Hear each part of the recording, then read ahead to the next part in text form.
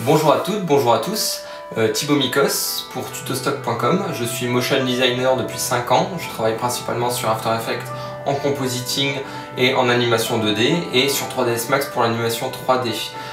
Ensemble, on va voir différents tutoriaux. Les premiers tutoriaux, dont celui-là, on va parler des bases d'After Effects. Dans un premier temps, on va voir l'interface pour bien comprendre le logiciel. Dans un deuxième temps, on va voir les formats vidéo qui vont vous servir à la fois à l'import et à l'export. Et dans un troisième temps, on va voir les bases de l'animation et les points clés qui sont l'essentiel de l'animation sur After Effects. A tout de suite. Voici donc l'interface d'After Effects. On va voir ensemble les différents onglets et fenêtres. Donc le premier, c'est l'onglet projet qui correspond en fait à un chutier, ce qu'on peut retrouver sur des logiciels de montage ou de compositing. Vous avez ici l'onglet effet juste à côté qui en fait, bon, pour l'instant il est vide, mais ensuite dès qu'on appliquera un effet sur un solide, sur une vidéo, c'est ici qu'on viendra modifier les paramètres. Vous avez la file d'attente de rendu dans laquelle vous allez avoir toutes vos sorties qui vont vous permettre de modifier le format de sortie, etc. Ici, là, pour l'instant c'est marqué aucun, mais c'est ici que vous allez avoir une timeline dans laquelle vous allez pouvoir travailler. Ici, c'est marqué composition qui correspond en fait à la fenêtre où vous allez prévisualiser votre animation. On a info ici qui vont vous donner les codes RVB. Ici, vous avez l'onglet audio qui sert très peu sur After Effects. Ça vous sert de repère de manière grossière, mais c'est vrai que le son, il vaut mieux le faire soit sur des logiciels de son type Audition comme on a sur la suite Adobe, soit carrément sur votre logiciel de montage type Final Cut ou Premiere. Vous avez votre onglet fenêtre prévisualisation qui va vous permettre de venir lancer votre animation pour voir ce que ça donne. On va rentrer un peu plus en détail plus tard sur ces petits onglets. Vous avez l'onglet caractère ici qui en fait, comme dans n'importe quel traitement de texte, va vous permettre de modifier la couleur d'intérieur de vos typos, d'extérieur, la typo, la police d'écriture, si c'est du régular, du gras, du italique, etc., la taille, l'interligne, enfin bon, tout ça vous allez le retrouver, c'est un peu ce que vous retrouvez sur Word ou après, bon, en graphisme sur InDesign ou Illustrator, voilà, c'est de la mise en page. Ici, vous avez l'onglet suivi. Alors c'est pour le tracking de base d'After Effects. Ça, on aura un tutoriel à part sur le tracking, à la fois sur un tracking de base sur After Effects, voire Mocha qui est en fait un logiciel à part, voire Boujou qui est un logiciel encore plus poussé, mais ça on verra ça plus tard.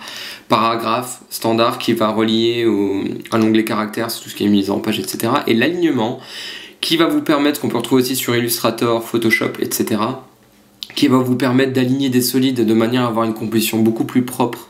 Donc voilà pour l'interface, c'est relativement simple. Ici on a pas mal de boutons, mais ça on va le voir au fur et à mesure, comme ici, etc. Là c'est juste pour comprendre un petit peu où on va les regarder. Donc maintenant on va passer à l'animation de base. Donc ici, on est sur l'onglet projet. Alors là, effectivement, on n'a rien pour commencer à animer. Sur After Effects, il faut créer un conteneur d'animation dans lequel on va commencer à mettre des éléments, etc., les animer. Pour ce faire, vous allez dans Projet, vous faites clic droit, Nouvelle composition, vous cliquez, hop. Et ici, on va justement se retrouver par rapport à la deuxième étape dont je vous ai cité tout au début du tutoriel, qui est en fait le format vidéo. Alors il faut savoir que les formats vidéo, il vaut mieux les voir en amont avant même de commencer n'importe quelle animation, parce que ça va vous servir à préparer proprement ce qu'on vous demande. C'est-à-dire qu'en fait, si vous avez des projets où des clients vous demandent, voilà, on veut du PAL, on veut du QuickTime, on veut du WMV, on va vouloir une séquence PNG, une séquence JPEG, une séquence avec de l'alpha. Tout ça, il faut savoir ce que c'est et ce que ça implique dans tout votre fonctionnement. On va voir ensemble les différents formats. Ils sont tous présentés à peu près là. Donc là, on est dans paramètres de composition. Donc rappelez-vous, hop, je reviens, je fais un petit rappel. Clic droit, composition, ou ici, vous avez créé une nouvelle composition. Vous cliquez, vous avez exactement la même interface. On a paramètres prédéfinis. Ici, on a tous les formats. Vous avez du format web qui correspond en fait à des vidéos basse qualité, 320 x 240, qui correspond en fait à la longueur et à la hauteur du format. On a le bandeau web. Ici, on a tout le système SD, c'est-à-dire c'est quelque chose qui tend à disparaître, mais que certains clients peuvent être amenés à vous demander, c'est-à-dire c'est tous les formats qu'on avait en format cassette DV que vous pouvez avoir encore avec certains caméscopes. Donc le NTSC, c'est tout ce qui est format outre-Atlantique, c'est-à-dire États-Unis et Japon. Là pour le coup, nous, on va partir plus vers du HD. Donc là, on a différents formats. Vous avez de l'HDV, HDTV 720. Donc le 720, c'est en fait, il y a deux standards en HD. Il y a le 1920 x 1080, c'est ce qu'on appelle du Full HD. Et de l'autre côté, on a du 1080 x 720, qui correspond en fait à du 720p, qui est en fait de l'HD, ce qu'on appelait à l'époque du HD Ready. Voilà, donc c'est intermédiaire, bon, des fois on peut vous le demander. Et là vous allez à côté, le 2997 dont je vous parlais tout à l'heure, en fait, qui est en fait donc la fréquence d'image américaine. Là on a du 25 occidental, du 29 en 1080 HDV, HDV avec la fréquence occidentale. On a du DVC Pro qu'on peut vous demander, mais alors je vous le conseille pas. Et vous avez le HDTV 1084, correspond en fait à une fréquence cinéma, et le 25 donc pour l'Occident et le 29,99. Alors vous allez me demander quelle est la différence entre l'HDTV 1080-25 qu'on a ici et l'HDV 1080-25 qu'on a ici. Alors la différence en fait c'est une différence de format. Regardez ici c'est le 1920 x 1080, c'est ce que vous allez voir en Full HD sur toutes les télés, etc. Et quand vous cliquez sur HDV 1080-25, on voit qu'on est sur du 1440 au lieu de 1920. La raison, elle est due à des caméscopes en fait qui enregistrent en HDV encore actuellement. Et donc en fait, si vous travaillez par exemple à un format qui sort d'une caméra qui filme en HDV, bah voilà, mettez votre format à ce niveau-là. Là, on a le format du pixel qui est de l'HDV. Vous n'aurez pas de problème d'échelle, de déformation, etc. Voilà, si vous savez que vous sortez d'une caméra HDV, travaillez comme ça. Sinon, travailler en HDTV 1080-25 en pixels carrés, qui est le standard, on va dire, en animation. Si vous sortez de 3ds Max, Cinema 4D ou Maya, voilà, vous savez que vous travaillez en pixels carrés, ce sera plus simple, vous aurez un format qui est beaucoup plus standard. Vous validez, et voilà, on a notre première composition. Et là, comme je vous avais expliqué au début, on a composition 1 qui vient être en corrélation avec composition 1. On a ici de la prévisualisation de l'animation. Alors évidemment, il n'y a rien dedans, donc c'est noir. Voilà, hop. Alors, ce que je vous ai expliqué tout à l'heure, c'est que le Full HD, quand vous allez commencer à mettre un petit peu beaucoup de choses dans votre animation, ça risque de ramer. Une chose à retenir, c'est ici, vous avez un quart, alors, qui correspond en fait à la qualité maximale divisé par un quart. Donc vous avez un quart de la qualité. Donc là il y a un tiers, un demi ou intégral en 1 fois, enfin 1 sur 1. Le mieux en HD, si vous n'êtes pas sûr de votre bécane, vaut mieux travailler en un quart. Vous commencez en un quart et puis si jamais vous pouvez monter, bah, vous le verrez au fur et à mesure. Donc maintenant on va voir ensemble l'animation basique, les propriétés, etc. Donc dans un premier temps, on va récupérer la composition qu'on a créée tout à l'heure, tout de suite la renommer. Hop, vous l'appelez compo test 01. Alors ça paraît un peu bête de renommer une compo sur un test, etc. Mais c'est juste pour vous donner un automatisme de rigueur. Parce qu'en fait, sur After Effects, il est extrêmement important d'être rigoureux, puisque rapidement, on arrive sur des compositions très complexes, voire même des projets très complexes avec plusieurs compositions imbriquées. Donc, il faut être vraiment très organisé. Donc, l'animation, pour ce faire, on va travailler sur un simple bloc de couleurs. Donc, le bloc, on appelle ça un solide dans After Effects, il se crée en fait en venant sur la timeline. Vous faites clic droit, créer. Donc là, il vous propose plusieurs choses. Vous cliquez sur solide. Hop. Donc vous avez le nom du solide à modifier automatiquement, tout comme la compo. Voilà, on va l'appeler solid test. hop. On regarde bien s'il est bien conformé à la taille de la composition, donc on est en Full HD 1920 x 1080, on est en pixels carrés. Hop, si jamais on voit largeur 100% de la composition, donc là on voit bien que le solide va prendre la totalité de la composition que vous voyez en noir ici, là. Ensuite vous modifiez la couleur, on va dire qu'on va prendre un bleu, hop. Si jamais vous avez modifié comme ça et que ça correspond à une valeur un peu abracadabrante et que, je sais pas, pour X ou Y, vous avez une composition qui est carrée à la base, et que vous vous souvenez plus du format, vous mettez créer à la taille de la composition, bim, ça se met à la bonne taille, ok, on valide. Voilà, et là on a bien un carré qui prend la taille de la composition.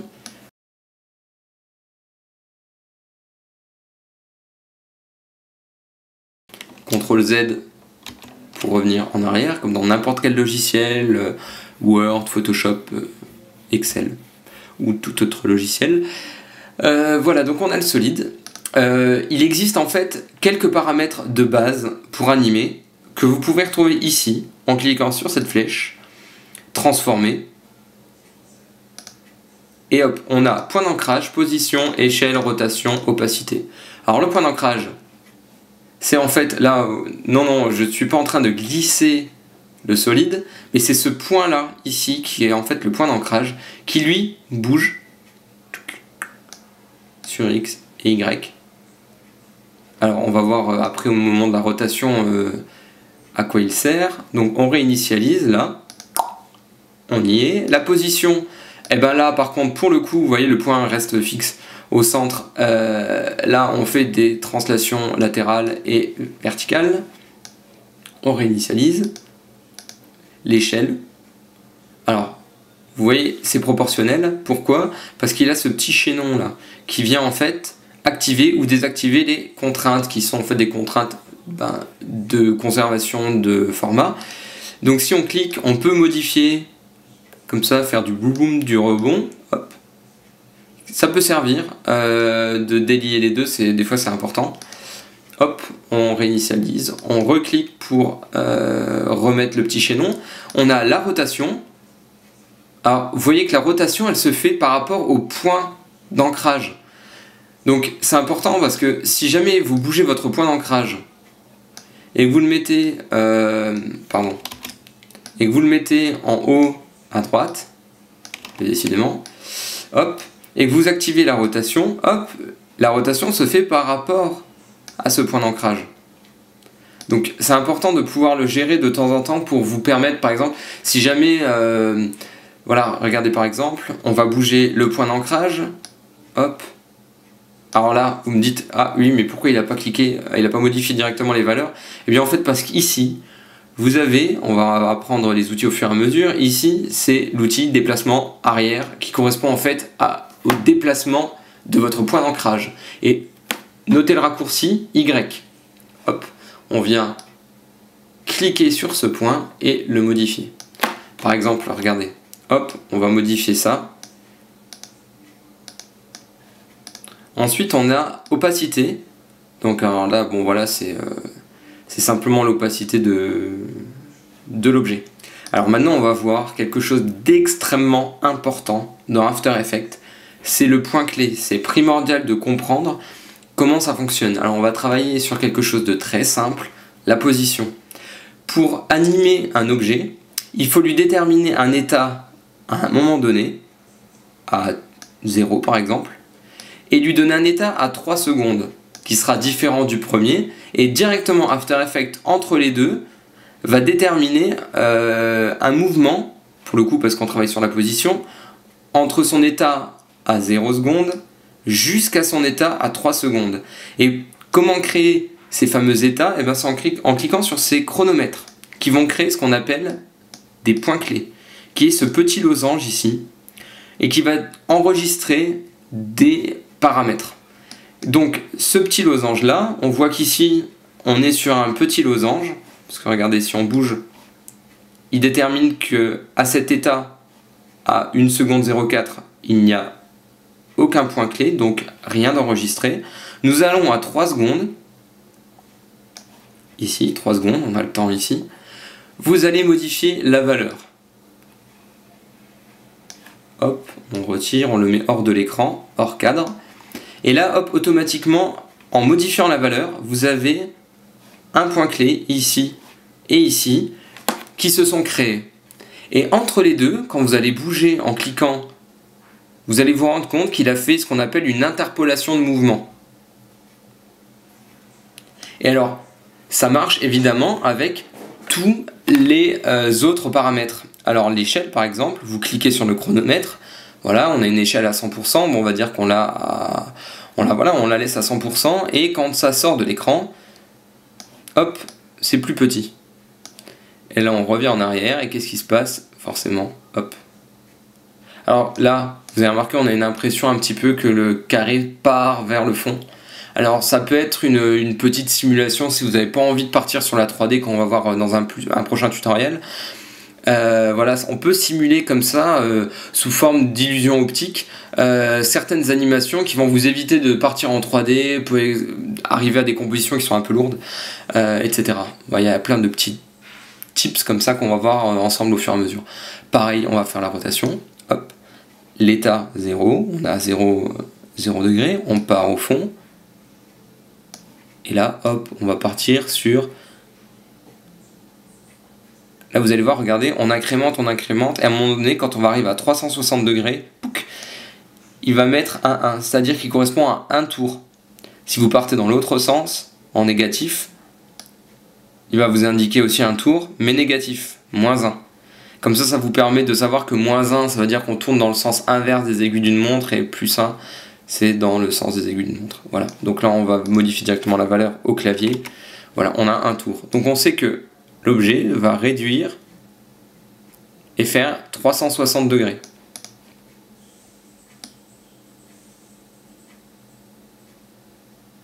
Maintenant, on va modifier l'opacité.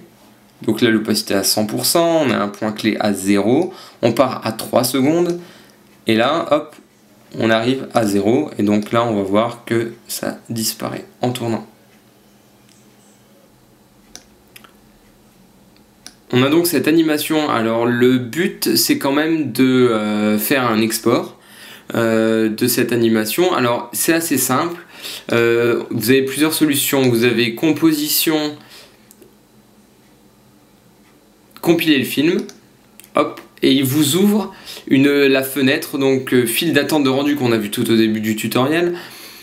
Et là, ça vous propose plusieurs choses, même si ça reste pas très compliqué. Alors là, vous avez différents types de rendus, sachant que le rendu optimal, c'est évidemment celui qui est préconisé, puisqu'en fait, là, on est en train de tourner en 1/4.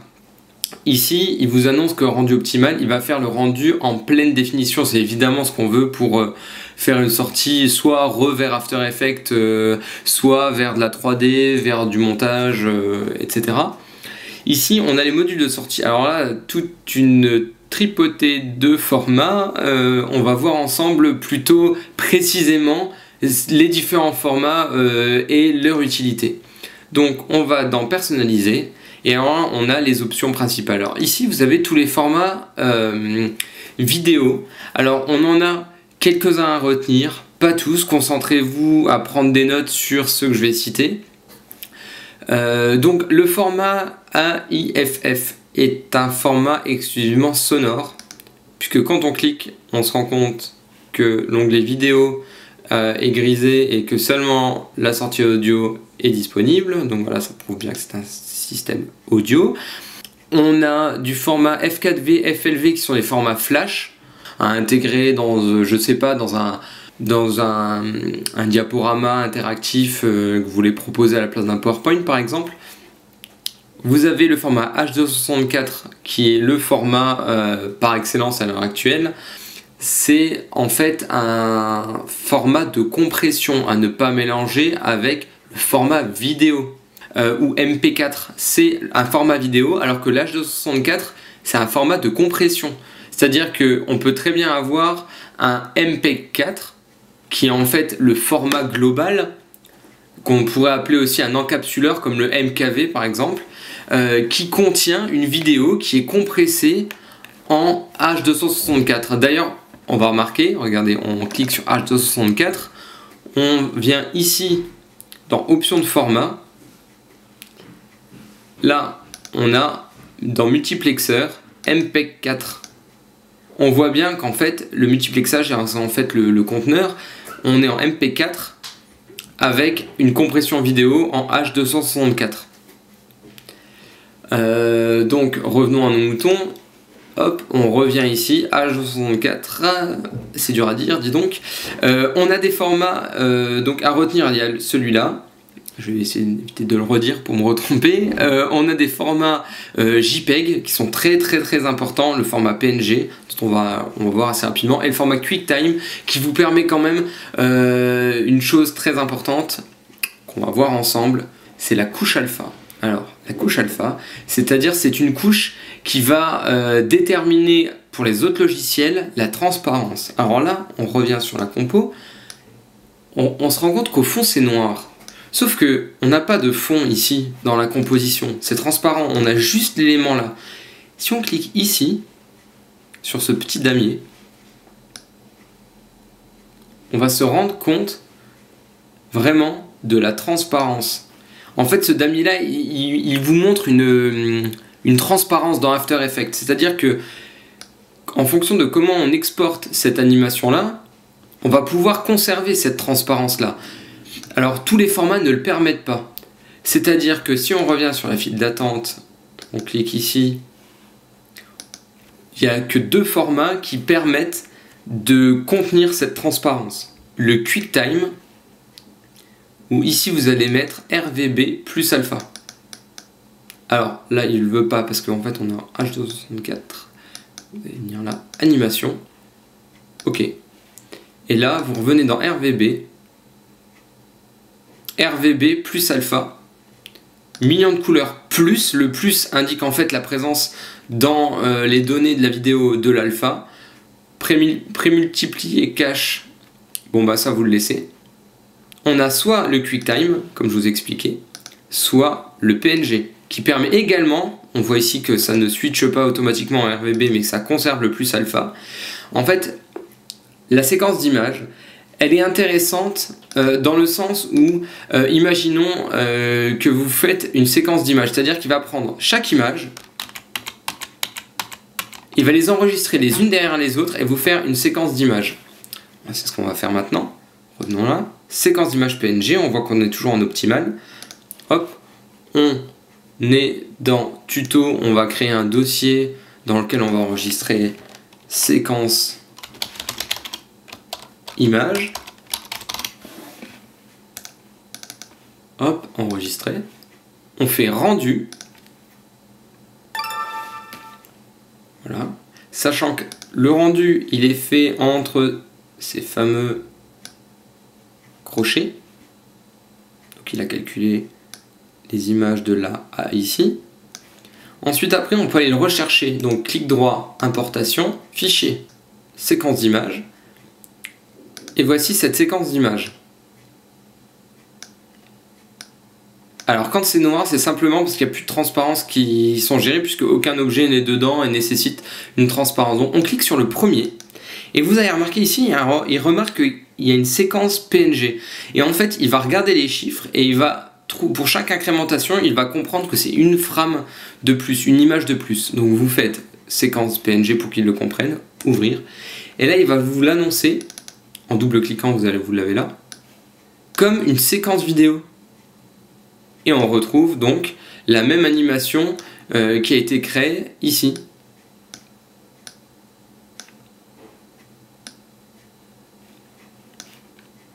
Alors vous allez me dire, voilà, quelle est l'utilité? Eh bien, si on ramène ce calcul-là dans l'autre d'avant, leurs opacités s'additionnent. Là, vous cliquez sur l'œil pour faire disparaître. Vous retournez avec rotation à 180.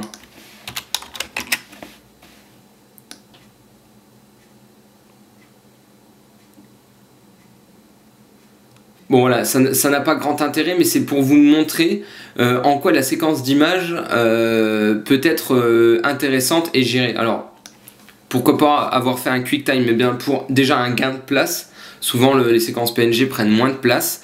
Et dans le cas où, par exemple, dans votre animation, donc supprimons ça, vous avez envie de faire une modification. Voilà, vous revenez ici. On a nos points clés. Et en fait, ce que vous voulez, vous, c'est qu'à ce moment-là, par exemple, à la fin, vous ne voudriez pas que ça se finisse comme ça. Mais par exemple, vous faites une modification, voilà, on met des points clés, hop, hop, hop. Donc, ici, on revient à la fin. Et nous, ce qu'on voudrait, c'est par exemple que l'image aille à gauche, par exemple. On pousse majuscule pour aller plus vite. Voilà. Donc si on regarde notre animation, on a jusqu'à 1 minute 30, 1 seconde 30, la même animation, et soudain, hop, on part dans l'autre sens. Alors, ici, le calcul a été très rapide, mais imaginez dans une composition très complexe, on peut vite, à refaire les calculs en 3D, perdre énormément de temps sur notre méthode de travail, etc. Et lors d'urgence, etc. Il faut optimiser ça.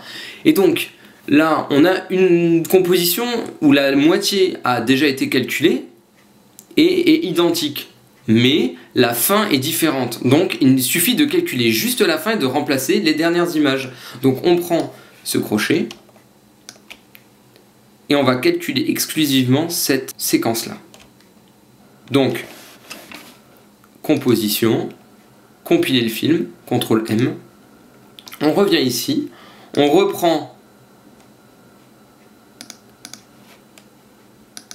séquence PNG. Voilà. RVB plus alpha, millions de couleurs plus, ok. On va vérifier si ça s'enregistre au même endroit, enregistrer, rendu. Et là on le voit qu'il ne calcule que la fin de l'animation.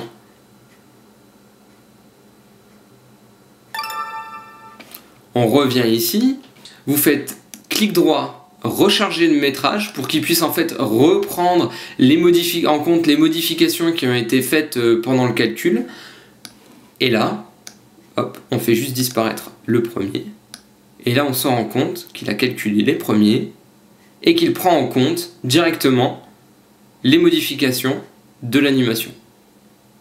D'où l'intérêt de calculer des séquences d'images PNG. Donc je récapitule les formats.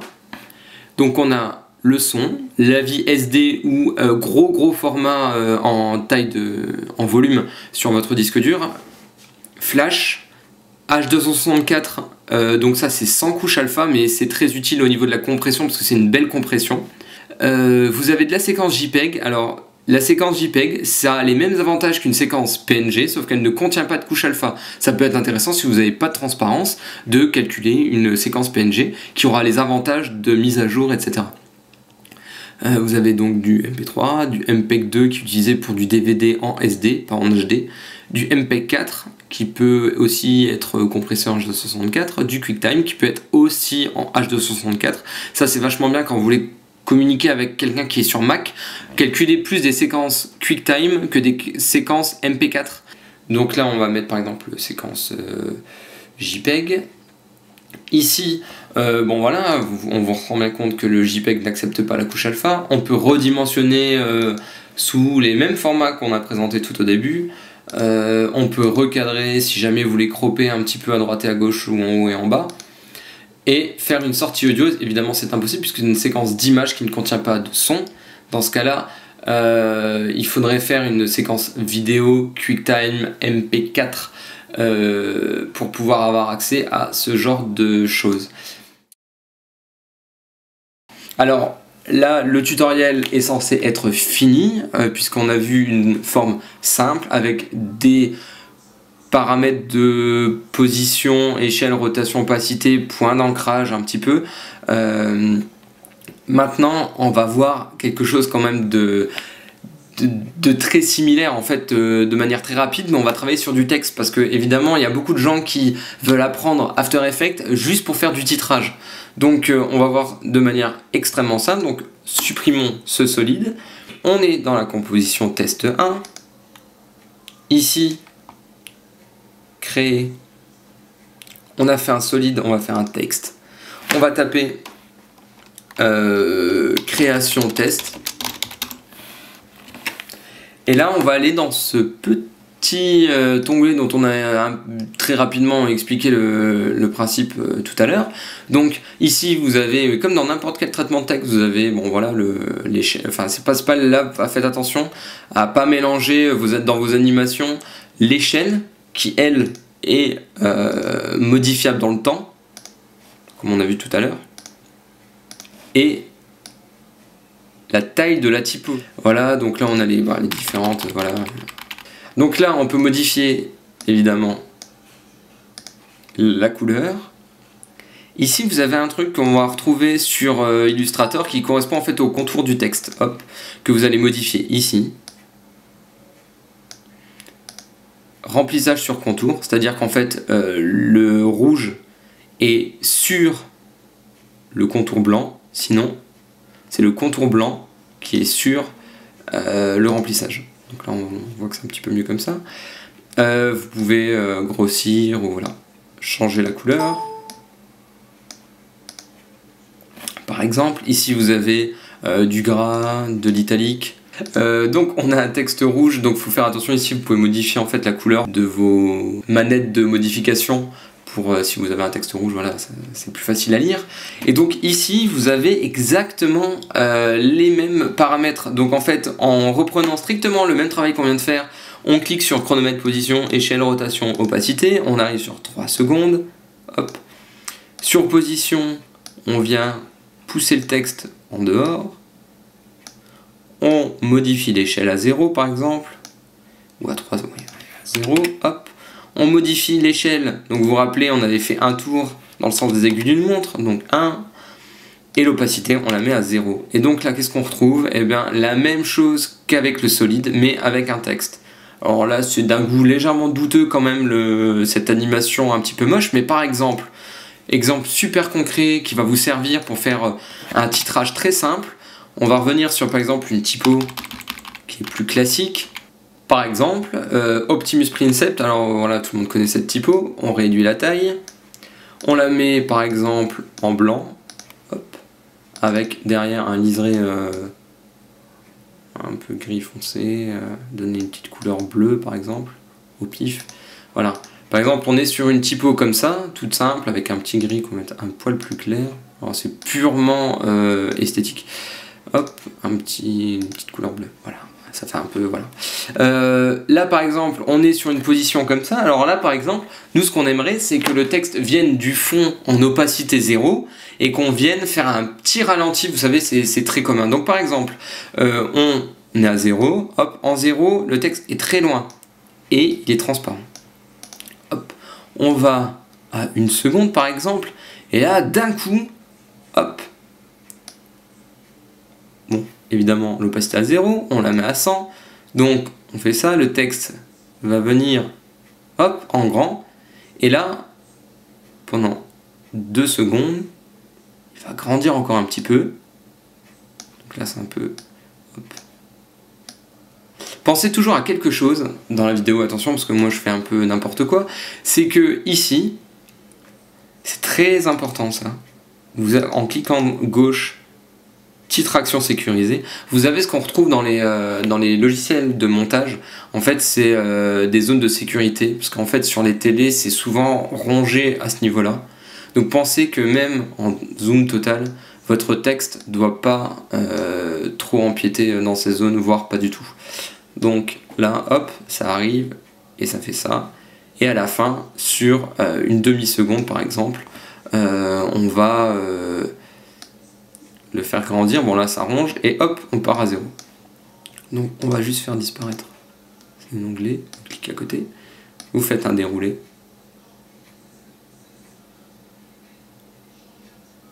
De 0 à 1 seconde, ça monte à 100, sauf que là ça devrait rester à 100, mais en fait comme il n'y a pas de point clé ici qui vous dit je reste à 100 entre là et ici, il fait une valeur dégressive entre sa valeur qui est là à 100%, et la valeur ici qui est à 0.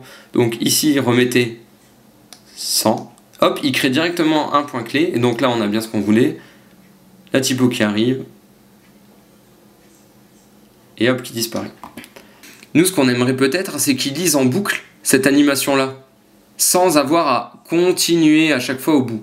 Et pour ce faire, en fait, c'est ce fameux prévisualisation RAM qui va en fait vous lire ce qui est, non pas toute l'animation, mais ce qui est entre ces crochets, qui sont évidemment modifiables. Et donc, on rabat en maintenant majuscule, ça vous fait un aimant.